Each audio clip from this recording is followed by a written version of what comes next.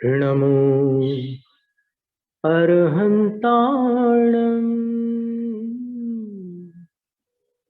नमो सिद्धाणम्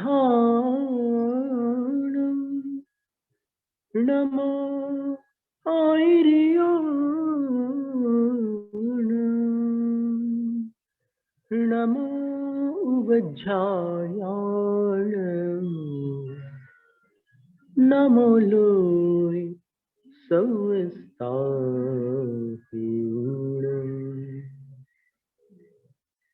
नमो वंदना माता जी, वंदना माता जी, वंदना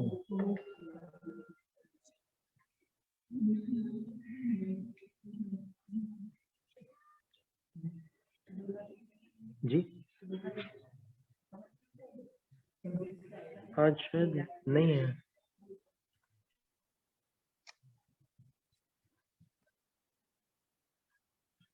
तो श्रावकों द्वारा जो जिन पूजा होती है उसका विवरण अपन ने मूल शास्त्र से पूर्ण किया, पूरा उसका स्वाध्याय किया, 8 द्रव्य, और उसके बाद फिर स्तुति की बात आई और बड़ा सुंदर वर्णन आचार्य पद्मनंदी महाराज ने पद्मनंदी पंचविंशति का ग्रंथ में जिन पूजाष्टक नामक जो 19वां प्रकरण है उसमें किया था। और ये ग्रंथ चूंकि सर्वमान्य है, इसलिए ग्रंथ के साथ साथ ग्रंथ में जो कुछ है वो भी मान्य होना चाहिए, ग्रंथ का विषय भी मान्य होना चाहिए। अब देखो, एक बात अलग है कि अपन कर सकते हैं या ना करें। आचार्य कुंदकुंद स्वामी ने दंसण प्रौढ़ में एक गाथा लिखी है,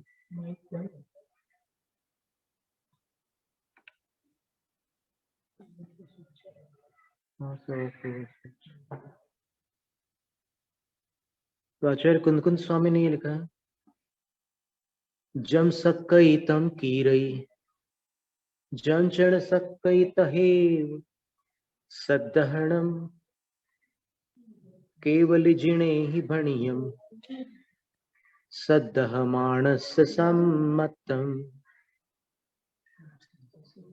जितना शक्य हो वो किया जाता है, अर्थात जो संभव हो अपने से वो सब अपन कर सकते हैं। और जम चढ़ न सके और जो अशक्य हो, अब अशक्यता शारीरिक हो सकती है या आर्थिक भी हो सकती है, और परिस्थिति जन्य भी हो सकती है, क्षेत्रगत अशक्यता भी हो सकती है। कभी कभी किसी क्षेत्र में कोई चीजें वर्जित रहती है, तो जो भी हो, जम सके तम किए, जो शक्य हो वही किया जाता है।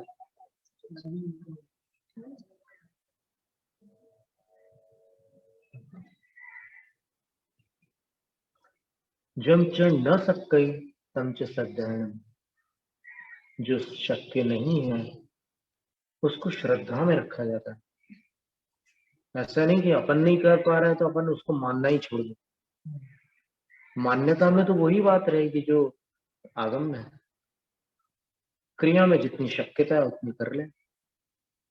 और फिर केवली जिणे ही भणियम, केवली जिनेन्द्र ने कहा है, श्रद्धा मानस सम्मतम, जो श्रद्धा में आगम को धारण करके रखता है उसके पास सम्यक होता है। क्रिया में कुछ कम भी हो सकता है आगम, लेकिन श्रद्धा में आगम को जो धारण करता है वह सम्यक्त का धारी होता है। तो अपन ने उसमें से पूरी विधियां देखी, पूरे अष्ट द्रव्य से कितनी सुंदर एक एक कारिकाएं थी। जल को अर्पित करते समय जल का क्षेपण करके पूजा की, गंध को अर्पित करते समय गंध का चर्चन करके जिन पूजा की, अक्षत को अर्पित करते समय पुंज पंक्ति दान करके अक्षतों से जिन पूजा की, फिर पुष्प को पुष्प मालाओं के रूप में भगवान के चरणों पर आरोपित किया और नैवेद्य को भगवान के समक्ष स्थापित किए, दीपक से आरती की, बल्कि आरती को उतारना होता है, पुष्प चढ़ाते हैं, आरती उतारते हैं। तो इसलिए अपन ये नहीं कह सकते कि 8 द्रव्य चढ़ा है। 8 द्रव्य में से पुष्प तो चढ़ाने योग्य होता है, आरती उतारने वाली होती है। तो चढ़ाना और उतारना दोनों बिल्कुल विपरीत अर्थ में है। तो आरती करके दीप पूजा की जिनेंद्र भगवान की, फिर आरती के उपरांत अर्थात दीप पूजा के उपरांत धूप पूजा की बारी आई। तो धूप पूजा में क्या हुआ कि जब अग्नि में धूप खी, वो धूप दान होता है, धूपायन कहते हैं उसको। तो उसमें कोई ऐसी वस्तु रखी जाती है अग्नि रूप जिसमें धूप को खेया जाता है। तो धूप को खेने पर धूप दहनम करोमी की स्वाहा, उसका जो धुआं है वो भगवान की प्रतिमा को छूकर नाटक करने लगा। इतना प्रसन्न हो गया कि उसने अलग अलग रूप धारण कर ली। वो पत्र वल्ली के रूप में भी हो गया, लताओं के रूप में भी वो हो गया, अलग अलग प्रकार का उसमें वर्णन किया। और फिर वो इतनी दूर तक फैला कि वो दिशा रूपी वधुओं के मुख का श्रृंगार करने लगा। यानी सब दिशाओं में जो गाल होते हैं वहां पर श्रृंगार वगैरह होता है, थोड़ा बहुत जो भी है, जो लगता होगा, तो वहां तक चला गया। कहने का तात्पर्य है कि वह सुगंधित धूप जब धूम्र रूप में भगवान का स्पर्श प्राप्त करता है तो इतना आह्लादित होता है कि हर्षादिव, श्री शब्द लिखा था उसमें, मानो हर्षित होकर ही सब दिशाओं में फैल जाता है और अपनी सुगंधि चारों ओर पहुंचा देता है कि भाई मैं भगवान को छू करके आ रहा हूं, सब लोग अच्छे से सांस भर लो, खुशबू ले लो। और भगवान ने कर्मों को जलाकर गुणों की खुशबू फैलाई है। मैं भगवान को छूकर अपनी खुशबू आप लोगों तक फैला रहा हूं, पहुंचा रहा हूं। तो इस तरह धूप पूजा का इतना सुंदर चित्रण करके अंत में फल पूजा का वर्णन किया।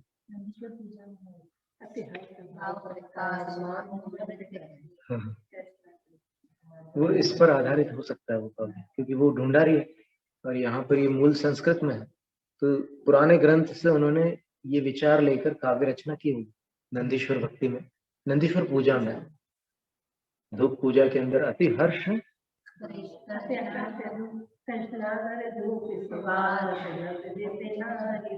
ये पंक्तियां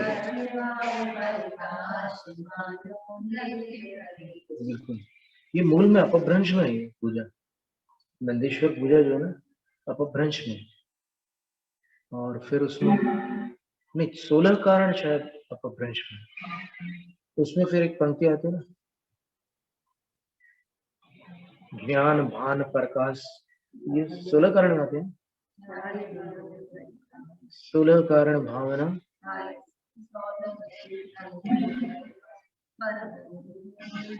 पाप पुंज सब नाश के, ज्ञान भान प्रकाश, ये कहाँ की है पंक्ति? ये 16 कारण की है। उसके ऊपर वाले हैं 16 कारण भाव, कोई और है? ये ज्ञानपीठ पूजांजलि में, असली में इसका जो मूल पाठ था ना वो ये था, पाप पुण्य सब नाश के नहीं था, मूल पाठ इसका पाप पुंज सब नाश के। पाप पुंजी बोलते हैं तो बहुत वो शुद्ध पाठ। बहुत सारे लोग पाप पुण्य सब नाश के बोलते हैं, पाप पुण्य नाश के तो सिद्ध पद होता है, अनंत पद नहीं होता।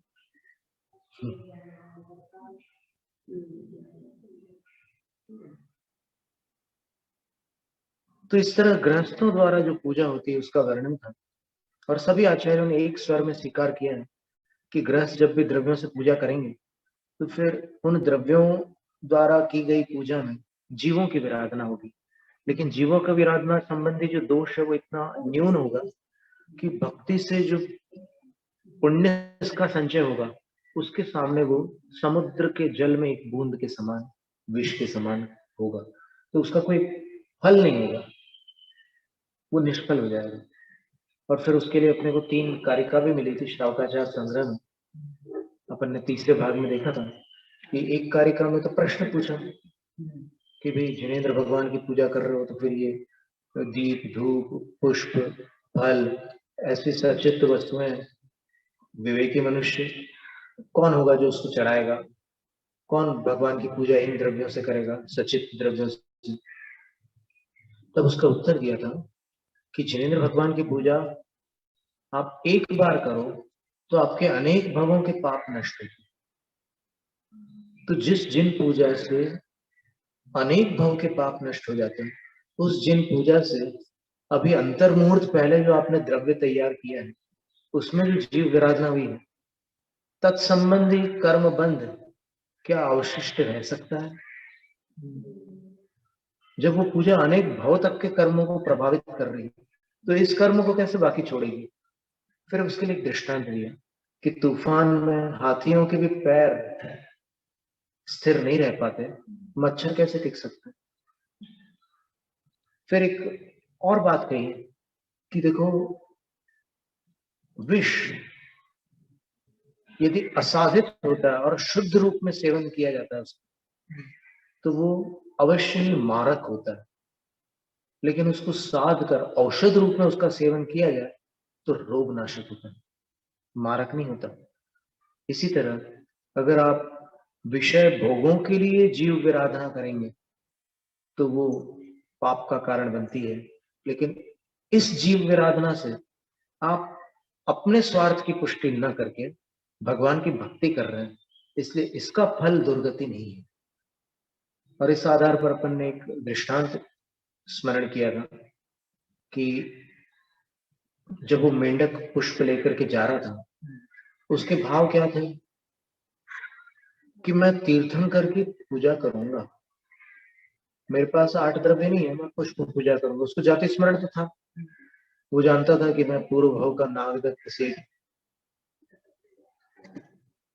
और ये जो बावड़ी में पानी भरने आई है ये मेरी सेठानी भवदत्ता है। तो उस जन्म में तो मैंने कभी इसकी बात मानी नहीं, लेकिन अब मैं भगवान की पूजा करने जाता हूं। तो उसने जीव विराधना की वहां पर, उसने कमल के पुष्प को वहां से तोड़ा। जी, मेंढक से टूट जाएगा, वो बड़ा मेंढक था और उसके अंदर कुछ क्षमता थी, इतनी पुष्प तोड़ने की क्षमता नहीं होगी, और हो सकता है पुष्प बहुत बड़ा भी ना रहा हो, उस मेंढक के हिसाब का ही रहा हो, क्योंकि इतनी दूर लेकर के जाना है। अगर मेंढक अपनी साइज का पुष्प लेकर के जाएगा तो कूदेगा कैसे? और वो पुष्प तो बार बार जमीन से टकराएगा। तो उसने उस पुष्प को अपने मुंह में पकड़ा और उसको लेकर के वो चल पड़ा। कई स्थानों पर ऐसा सुनने में आता है कि वो पंखुड़ी लेकर के गया था। कल्पना अच्छी है, जिनने भी कल्पना की है वो कुशाग्र बुद्धि होंगे, क्योंकि उनने अनुमान ये लगाया होगा कि मेंढक पूरा फूल कैसे लेकर के जाएगा। एक पंखुड़ी लेकर के जाना तो व्यावहारिक रूप से शक्य है, लेकिन पूरा पुष्प लेकर के जाना कठिन है। लेकिन चूंकि आगम वचन है, इसलिए वो कितना भी कठिन क्यों ना हो, सत्य वही है जो समंतभद्र आचार्य लिख रहा है। अपन अनुमान कुछ भी लगा लें, अनुमान तो कितने लगाए जाते हैं, उन पर अपन ध्यान नहीं दे पाएंगे। अपन आगम वचन जो है उसमें आचार्य समंतभद्र स्वामी ने क्या लिखा है, कुसुमे नेकैन कुसुमे नैकेन राजगृहे, एक कुसुम के द्वारा राजगृह, वो द्रव्य क्षेत्र काल भाव की बात चल रही थी, कल विषयांतर हो गया था अपना। तो उसमें क्या लिखा था, अर्हत चरण सपर्या महानुभावं महात्मनामवदत् भेकः प्रमोदमत्तः कुसुमी नैकेन राजगृहे। अर्हत चरण की सपर्या का अर्थ पूजा होता है। पूजा के बहुत सारे पर्यायवाची शब्द, क्रतु भी बोलते हैं, यज्ञ भी कहते हैं पूजा को, यजन भी कहते हैं, अर्चन भी कहते हैं, बहुत सारे पर्यायवाची शब्द हैं। तो अर्हत चरण सपर्या महानुभावम, अरहंत भगवान के चरणों की पूजा का जो महानुभाव का अर्थ होता है महान प्रभाव, उस महान प्रभाव को प्रमोद मत्त भेक राजगृह, खुशी से मतवाला जो भेक यानी मेंढक था, उस मेंढक ने राजगृह, राजगृह नगरी में महात्मा नाम अवदत, बड़े महान लोगों के समक्ष, गणधर महामंडलेश्वर इंद्र धरणेन्द्र आदि सब बड़े बड़े लोगों के बीच अवदत बता दिया था। उसने बता दिया था कि देखो जिनेन्द्र भगवान की अर्चना का क्या फल होता है, उसका क्या महान प्रभाव होता है। और फिर कविवर भागचंद जी ने लिखा है कि जब पूजा के भाव से उसकी ऐसी गति हुई, तो फिर जो सद्भक्त हैं हमेशा पूजा में तत्पर रहते हैं और विधिवत आगमोक्त पूजा करते हैं, वो शिव सुखा समाजम लभंते किम, शिव सुख जिनको प्राप्त हुआ है उनके समाज को अर्थात सिद्धों के समूह को लभंते प्राप्त कर लेते हैं। तो इति किम, कौन सी बड़ी बात है।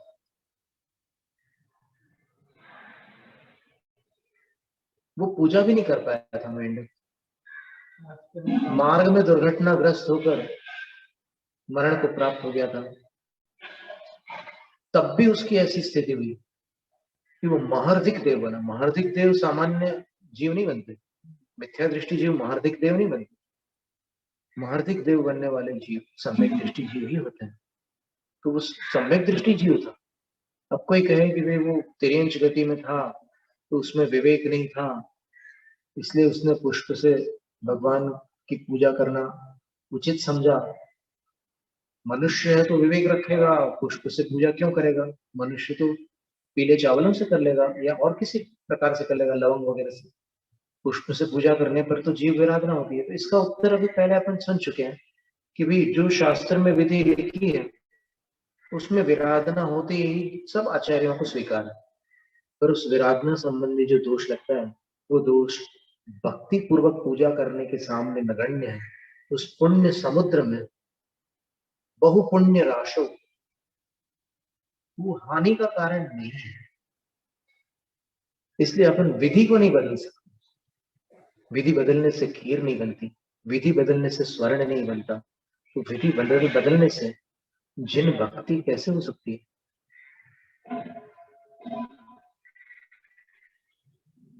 तो वहां पर ये कहा उन्होंने कि जो विधिवत भगवान की भक्ति करेगा वो अगर मोक्ष प्राप्त कर ले, क्रमशः मोक्ष प्राप्त कर ले। पूजा करते करते तो किसी को मोक्ष नहीं हो सकता, क्योंकि वो प्रवृत्ति है, मोक्ष तो निवृत्ति से होता है। तो इति किम, इसमें कौन सी बड़ी बात है।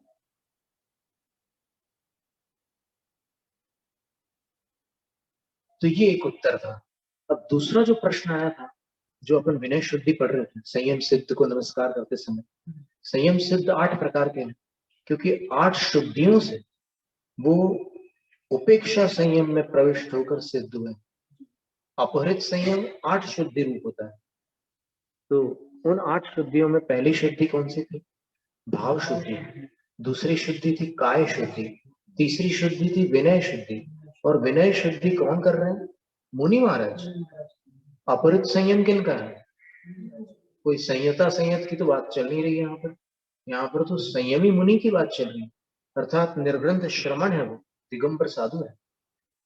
तो वो 8 शुद्धियों के धारक होकर जब ध्यानस्थ होते हैं तो सिद्ध भी पद की भी प्राप्ति हो जाती है। तो उनको अपन संयम सिद्धे नमनसामि, संयम सिद्धों में नमस्कार करते हैं। तो अपन विनय शुद्धि पढ़ रहे थे, विनय शुद्धि के अंतर्गत ये चर्चा निकलेगी कि वो मुनि महाराज 5 परमेष्ठियों की उनके योग्य पूजा करते हैं मुनि महाराज। तो पूजा बिना द्रव्यों के कैसे करते होंगे, ये एक प्रश्न उठा था। तो अब उत्तर देखिए क्या दे रहे हैं कि मुनियों के पास ये द्रव्यों का संग्रह नहीं हो सकता, असंभवात लिखा है, संभव ही नहीं है कि मुनि महाराज पूजा के द्रव्यों को इकट्ठा करके रखें। ये प्रवचन आचार्य लिख रहे हैं टीका में। तो फिर कथम भगवती पूजा से भगवान के प्रति वो पूजा की प्रक्रिया कैसे कर सकते हैं, इत्याशंका, इस प्रकार की शंका उठाकर समंतभद्राचार्य महाराज उसका उत्तर दे रहे हैं भगवान वासुदेव जी की स्तुति करते समय। क्या कह रहे हैं, यद्वस्तु बाह्यं गुणदोष सूते निमित्तमभ्यन्तरमूल हेतु अध्यात्मवृत्तस्य तदंगभूत मभ्यन्तरं केवलमप्यलन्ते।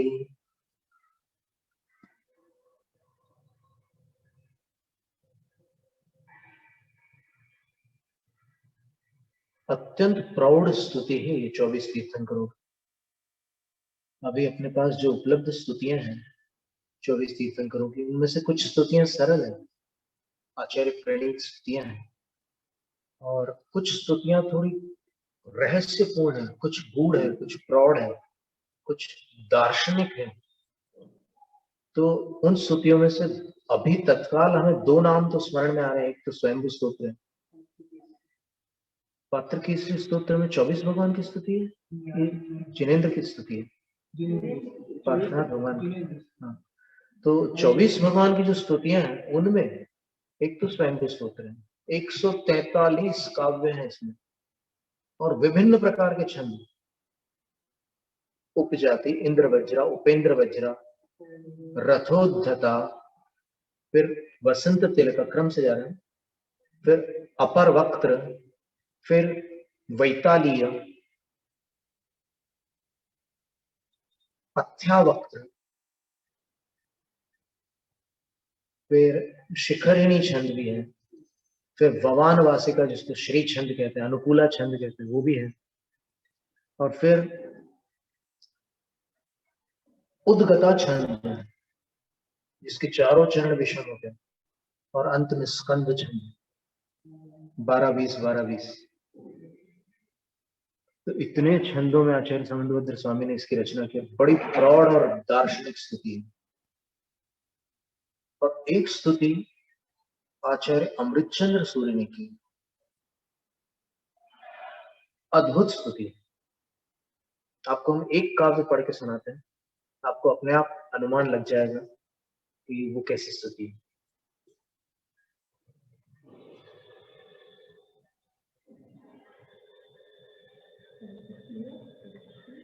उस स्तुति का नाम है लघु तत्व स्फोट।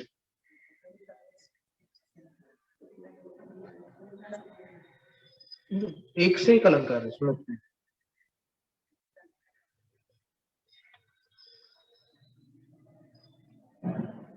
और एक एक तीर्थंकर के अनेक काव्य।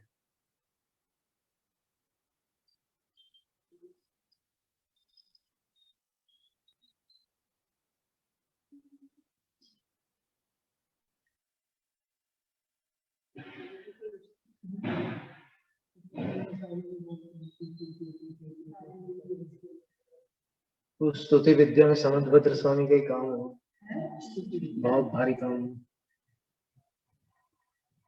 आप देखिए अभिनंदन भगवान की स्तुति करते हुए उन्होंने जो श्लोक लिखा उसको देखिए,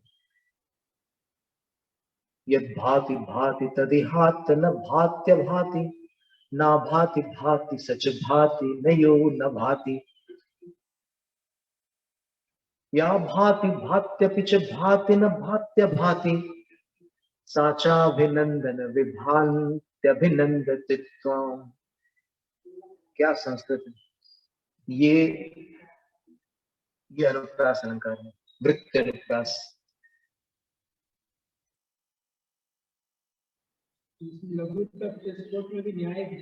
लघु तत्व स्फोट में बहुत कुछ दिया हुआ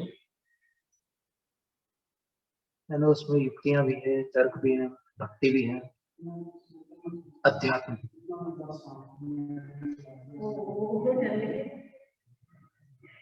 कहाँ पर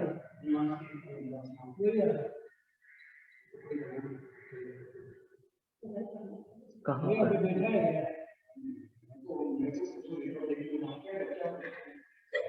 पीछे पतरे बने ना, जो पतरे के शेड है ना उधर।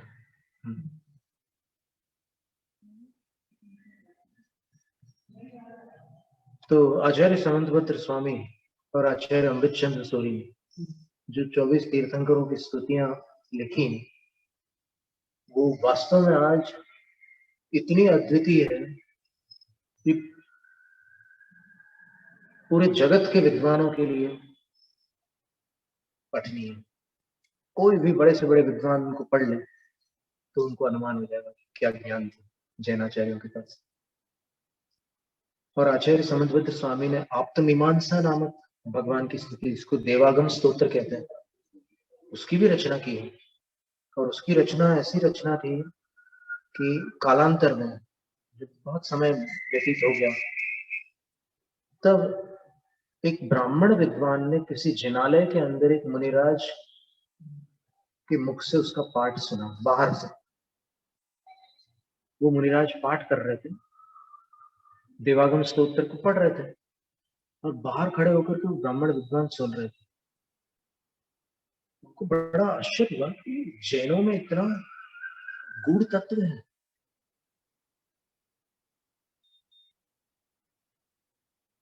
तब उनकी उत्कंठा हुई कि भाई ये तो, वो संस्कृत के तो भारी विद्वान थे, इसीलिए तो वो रुक गए। समझ में नहीं आता तो फिर आगे चले जाते, लेकिन वो समझदार थे, रुक गए।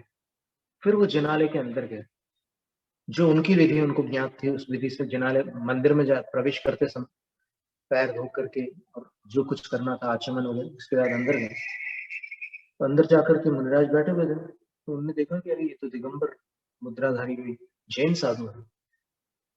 और फिर उस ज्ञान से प्रभावित होकर के उन्होंने अभिवादन करके कहा कि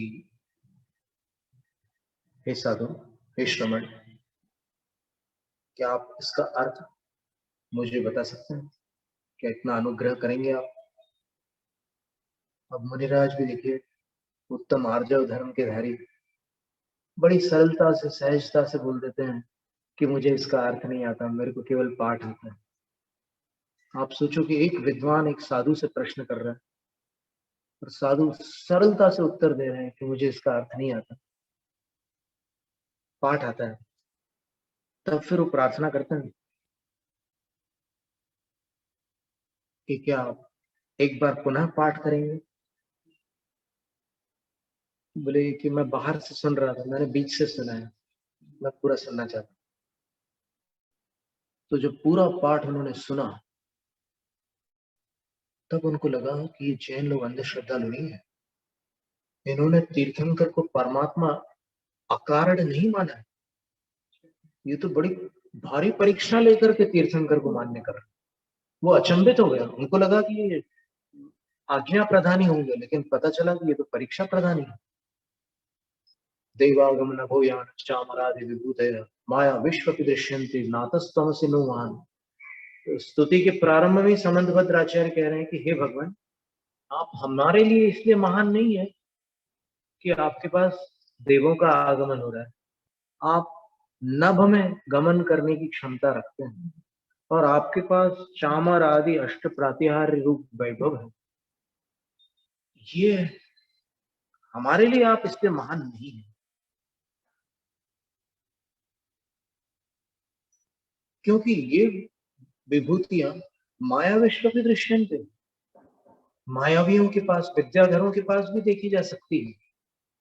जैसे चंद्रप्रभ शुल्लक ने रेवती रानी की परीक्षा लेने के लिए तीर्थंकर का समवसरण बना दिया, लेकिन रेवती रानी ने कह दिया कि 24 तीर्थंकर हो चुके हैं, मैं 25वें तीर्थंकर को तीर्थंकर मान ही नहीं सकती, और नहीं गई थी उनके पास। तो समंतभद्राचार्य कह रहे हैं कि ऐसे भी समवसरण बन जाते हैं, कृत्रिम समवसरण। तो हम इस कारण से आपको महान नहीं मानते। फिर दो चार काव्य के बाद बोलते हैं कि हम क्यों महान मानते हैं। दोषावरण योर हने,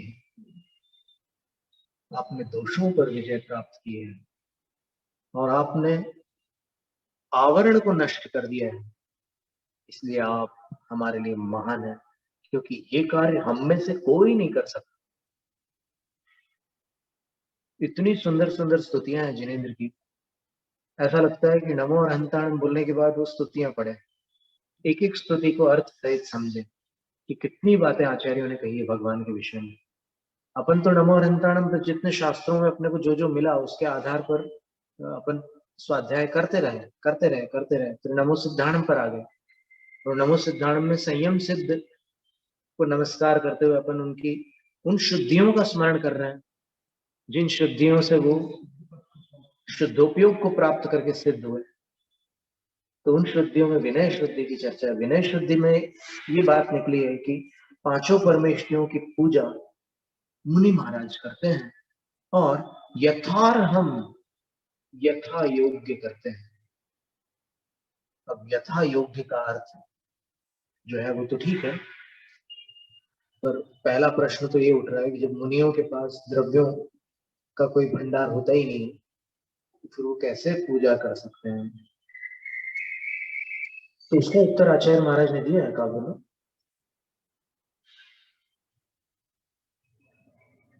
तो भगवान की जो पूजा है उस पूजा के पास गुण है। क्या गुण है पूजा में? पूजा जो पापों को नष्ट करती है, एक तो ये गुण। फिर पूजा सम्यक दृष्टि जीव के लिए सातिशय पुण्य को संपादित करती है।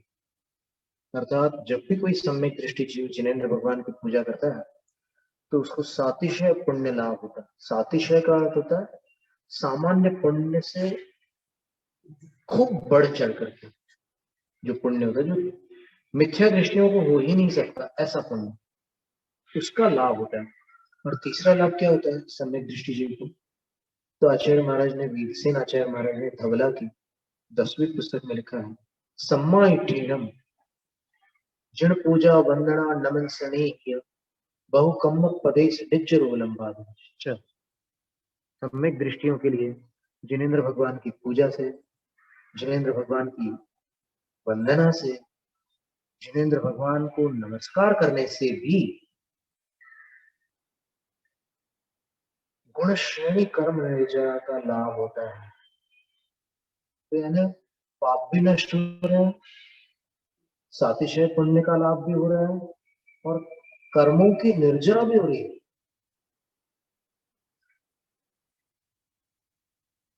तो अब मुनि महाराज जब भगवान की भक्ति कर रहे हैं तो पूजा कैसे करेंगे, ये प्रश्न था ऊपर। तो यहाँ पर लिखा है कि यद वस्तु बाह्यम गुण दोष सूते,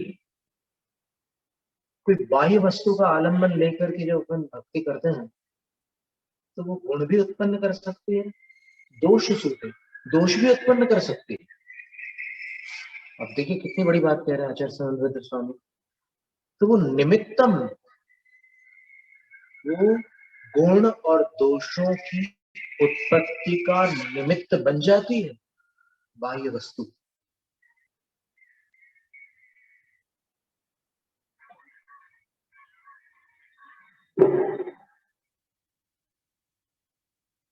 गुण का निमित्त कब बनती है? जब अपन उसमें डूब करके करते हैं तब। और दोष का निमित्त कब बनती है? जब अपन प्रमाद करते हैं अथवा अपन बीच में कभी दुर्बुद्धिवश कोई उल्टे सीधे विचार भी कर बैठते हैं। कभी अपन द्रव्य को दूषित कर डालते हैं, कभी कभी द्रव्य चढ़ा रहे हैं अपन अपने एकदम मुंह के पास ला करके अपन वो पंक्ति बोलते जा रहे हैं तो अपने मुंह के छींटे उस द्रव्य में जा रहे हैं।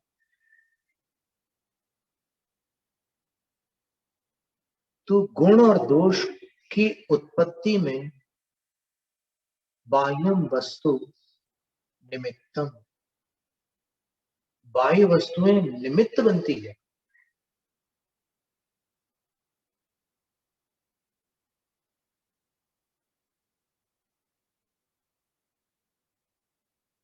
और बाह्य वस्तु कौन सी है? पूजा के द्रव्य। अब गुण क्या है? पुण्य मुख्य रूप से। दोष क्या है? पाप। उनके आश्रम में बाह्य वस्तु निमित्त बन जाती है।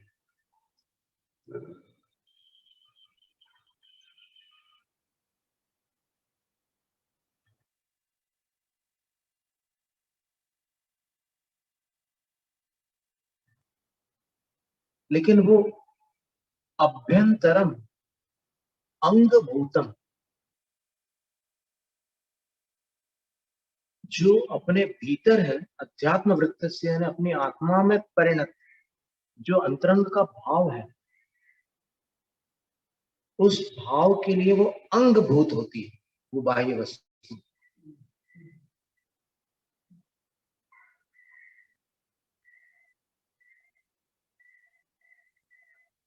तो अंतरंग परिणति जो है वो मूल हेतु है, अभ्यंतर मूल हेतु है, उसका वह निमित्त होती है।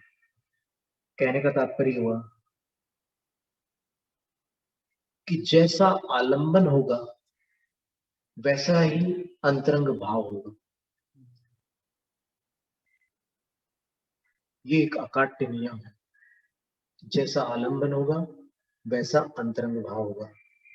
गोमटेश्वर बाहुबली के सामने आपके भाव गोमटेश्वर बाहुबली के आलंबन से होने योग्य ही हुए, वैसे भाव अन्यत्र नहीं हो सकते। आप परीक्षा करके देखिए, कोई ऐसा है क्या जो दावा कर सकता है कि मेरे भाव आज इस मंदिर में गोमटेश्वर बाहुबली भगवान के सामने जैसे हुए थे वैसे हो गए? कोई नहीं कह सकता। तो बाह्यम वस्तु यहाँ पर पूजा के द्रव्य के बारे में भी आचार्य वही बात कह रहे हैं कि पूजा के द्रव्य जो है वो पुण्य पाप का जो मूल हेतु है वो तो अपना भाव है, लेकिन उस भाव का अंगभूत है ना, वो भाव पुण्य पाप का कारण है और भाव का कारण वो द्रव्य है। ये बात समय पाउड ग्रंथ में भी दी गई। 265 गाथा अगर देखनी हो किसी को देख सकते समय पाउड ग्रंथ में, उसमें समझ में आ जाएगा कि ये कैसी प्रक्रिया है। बिना द्रव्य के वैसे भाव नहीं होता और बिना भाव के वो कार्य नहीं होता। सातिशय पुण्य अथवा कर्मों की निर्जरा हो नहीं सकता वो कार्य।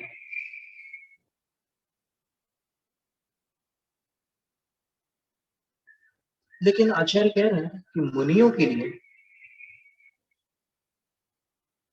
ते आपके मतानुसार केवलम अपि फलम, एक अकेला अंतरंग हेतु भी पर्याप्त होता है। और अपि यानी द्रव्य के साथ भी वैसे विशुद्धि मुनि को हो जाती है, और बिना द्रव्य के भी मुनिराज, देखो निष्परिग्रह है मुनिराज, इसलिए निरालंब ध्यान को प्राप्त करने की शक्ति उनको प्राप्त है। तो केवलम अपि, अकेली भाव शुद्धि से भी मुनिराज वो काम कर लेते हैं जो द्रव्यों के साथ किया जा सकता है, और अपि शब्द से द्रव्य के साथ भी कर सकते हैं मुनिराज। अब ये बड़ी विरोधाभास वाली बात है कि उत्थानिका में कहा जा रहा है कि मुनियों के पास द्रव्य का संग्रह नहीं होता जिससे कि वो पूजा कर सके, और यहाँ पर अपि शब्द से आचार्य समन्वभद्र स्वामी कह रहे हैं कि वो द्रव्य से भी कर सकते हैं और बिना द्रव्य के भी कर सकते हैं। तो फिर ये दो स्थितियां कैसे बनेगी? इसका समाधान अपने को यहां ढूंढने से तो मिलना मुश्किल है, अपन अन्यत्र देख सकते हैं। एक शास्त्र से सारा ज्ञान नहीं होता कभी भी। एक शास्त्र को समझने के लिए दूसरे शास्त्र का आलंबन लेना पड़ता है। जैसे समय पाहुड़ ग्रंथ में संयम लब्धि संयम लब्धि स्थान शब्द है। अब संयम लब्धि स्थान को समझने के लिए समय सार पढ़ने से नहीं समझ में आएगा, आपको वहां पढ़ना पड़ेगा। गोमट सार कर्मकांड, संयम लब्धि स्थान का वर्णन आपको वहां मिलेगा। लब्धि सार में सम्यक और चारित्र की लब्धि के काल में जो प्रक्रिया होती है उसका वर्णन है। तो संयम लब्धि स्थान का वर्णन आपको अन्यत्र मिलेगा सिद्धांत ग्रंथों में। तो इसलिए ये सारे ग्रंथ जो है एक दूसरे के पूरक हैं। जिनवाणी जिनवाणी को नहीं काटती, जिनवाणी जिनवाणी को जोड़ती है।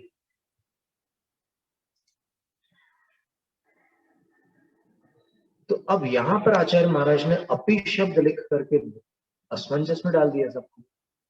वो तो भगवान की स्तुति करके अतिशय को प्राप्त हो ही गए, लेकिन अब जो बाद में पढ़ रहे हैं स्वयं को सूत्र को, उनको बड़ी असमंजस की स्थिति का सामना करना पड़ रहा है।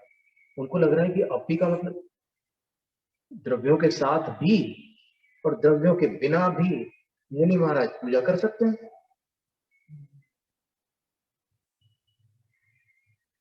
तो द्रव्यों के बिना भी पूजा कर सकते हैं, वो तो भाव पूजा का वर्णन अपने पढ़ना बाकी है। वसुनिधि श्रावकाचार्य से अपने द्रव्य पूजा की परिभाषा पढ़ी थी। द्रव्यों के साथ जो पूज्य द्रव्य है वो प्रतिमा रूप हो सकते हैं, अरहंत रूप भी साक्षात हो सकते हैं समवसरण में, और देव शास्त्र गुरु सब हो सकते हैं, सिद्ध क्षेत्र भी हो सकते हैं, भगवान के सचित्त अचित्त और मिश्र मंगल भी हो सकते हैं। तो वो द्रव्य अगर सचित्त अचित्त मिश्र है तो पूजा को वो संज्ञा प्राप्त होगी। सचित्त पूजा का अर्थ क्या? समवसरण के अरहंत की पूजा करना। अचित्त पूजा का अर्थ क्या? प्रतिमा की पूजा करना, शास्त्र की पूजा करना। मिश्र पूजा का अर्थ क्या? गुरुओं की पूजा करना, क्योंकि गुरुओं के पास पिक्षी कमंडल अचित्त है और वो स्वयं जीवित होने से सचित्त है।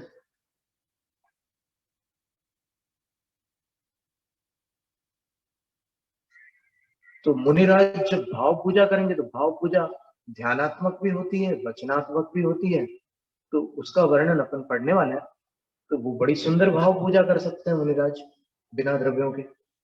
और जब द्रव्य पूजा की बारी आएगी तो द्रव्य पूजा कैसे करेंगे उसका समाधान अपन मूलाचार ग्रंथ में देख लेते हैं, अथवा सबसे पहले अपन तिरुवे पंडित ग्रंथ। इतना ही रखते हैं आज। तो आगामी सत्र में अपन देखेंगे कि मुनि महाराज द्रव्य पूजा कैसे कर सकते हैं, उनका समाधान अपन शास्त्रों से देखेंगे। 5 स्थानों पर अपने को उसका वर्णन मिला हुआ है। अभी अपने पास जो उद्धरण अभी उपस्थित है वो 5 स्थानों पर वर्णन के आधार पर। तो आगामी सत्र में अपन देखते हैं जैनम जयतु शासन।